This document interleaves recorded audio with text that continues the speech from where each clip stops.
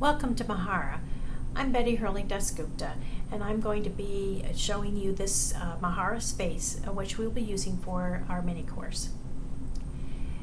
I'm right now in the dashboard, and you would have gotten here by typing in the username and password you were given along with the URL.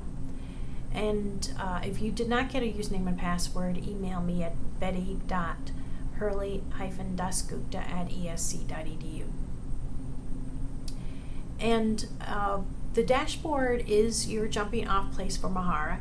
Only you can see your dashboard, so this really is your space.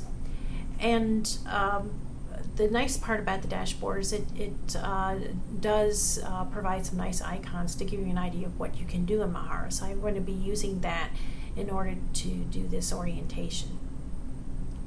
You'll note that up on the top here it says that you're in your dashboard and that there are three other choices: content, portfolio, and groups.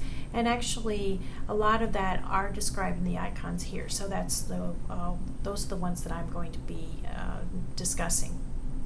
Also notice that your username is here. There's settings. I'll talk about that in the next tutorial.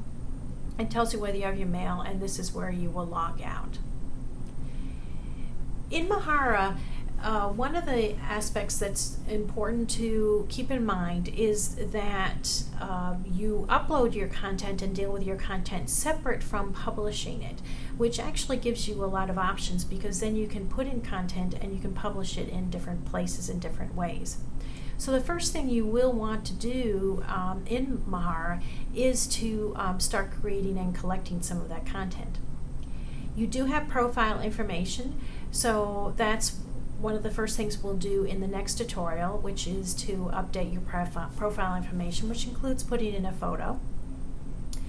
You can create your resume. We won't talk a lot about that, but there is a resume builder within Mahara.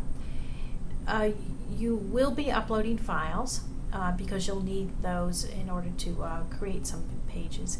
And we definitely will be using the journal function because that's an important thing I want you to experience as an important aspect of developing STEM competencies.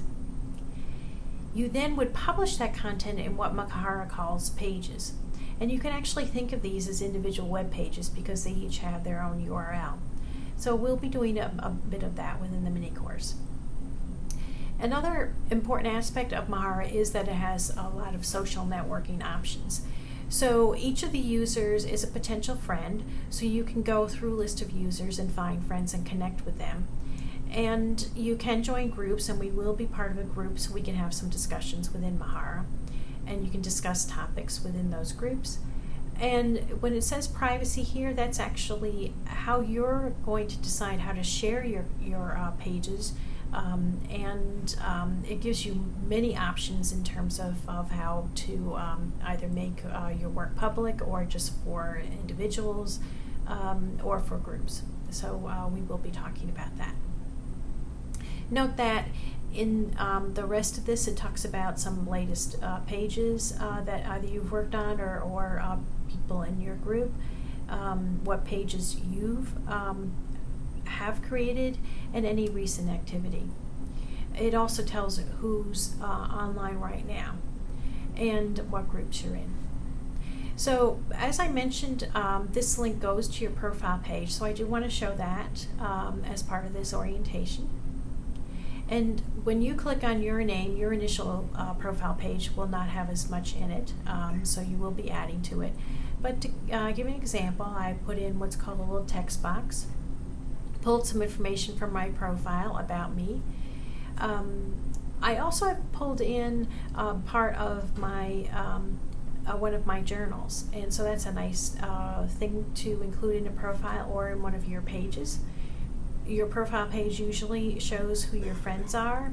You can put in things like links to videos, to other resources. It tells what groups you belong to. And a profile page does have as a default a wall, which is similar to a wall in Facebook. And it tells what pages you've done. You can actually delete almost all of these components when you do your page, so you can very much personalize your page.